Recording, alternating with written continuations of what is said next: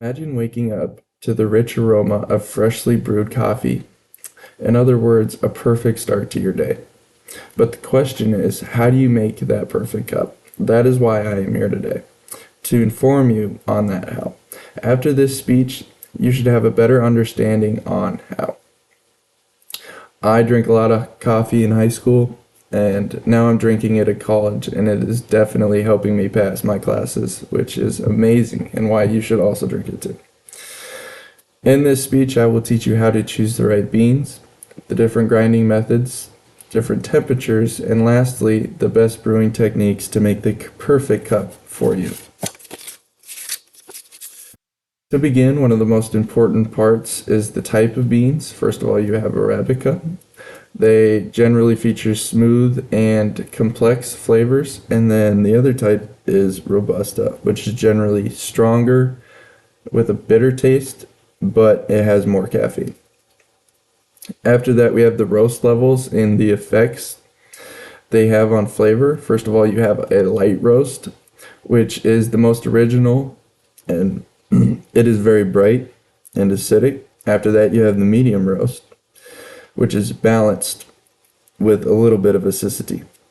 And then after that, you have the dark roast, which is rich, bold, and has a little bit of aftertaste, which some people can say is bitter or smoky.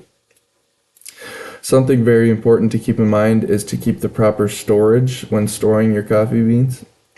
You want to keep an airtight container with no light and no moisture. Freshness will usually diminish within 2 weeks of opening that container. And according to the Specialty Coffee Association, freshly roasted coffee beans lose about 70% of their aroma within 8 days of being exposed to air, which you can see in my beautiful visual aid, which I made with my own two very amazing hands.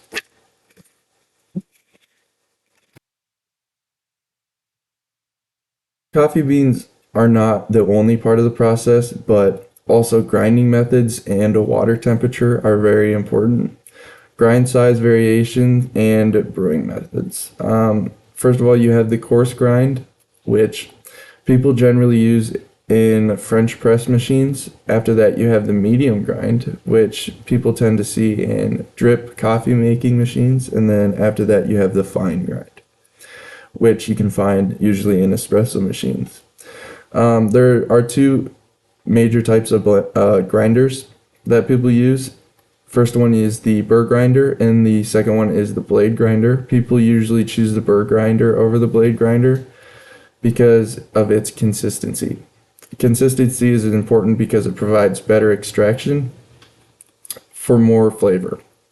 After that, what's also important is the water temperature. So generally you want to keep it between 195 degrees to 205 degrees Fahrenheit, which is best. The hotter the water gets, the more bitter the coffee will be, and the colder the water gets, the more weak your coffee will become.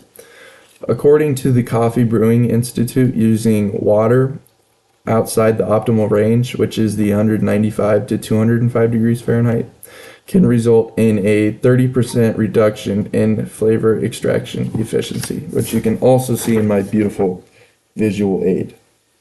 There you go. Last but not least, you have the brewing techniques. First of all, you have drip coffee makers, which are very convenient and widely used. So people probably know these the most. But the problem with these is they lack precision in the extraction process, which can hurt the flavor of the coffee.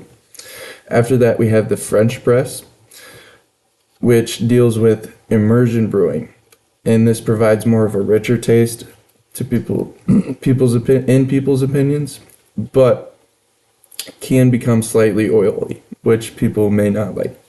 After that, we have the pour over. This one people can control the most, and the most important part about this one is patience is key. So you basically have control over the amount of water going into the machine at one time, and also the extraction time of the coffee grinds themselves. After that, we have the espresso machine, which deals with which uses high pressure to extract the intense or bold flavors per se. And then after that, we have the cold brew machine, which steeps coffee grounds in water for about 12 to 24 hours for a smooth or a naturally sweet taste.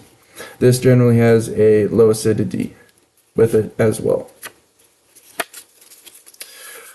By choosing the right beans, grinding methods, temperatures, and techniques, you can make the perfect cup for you. Experimenting may take a while to find what you like if you appreciate coffee, but I believe it's worth it.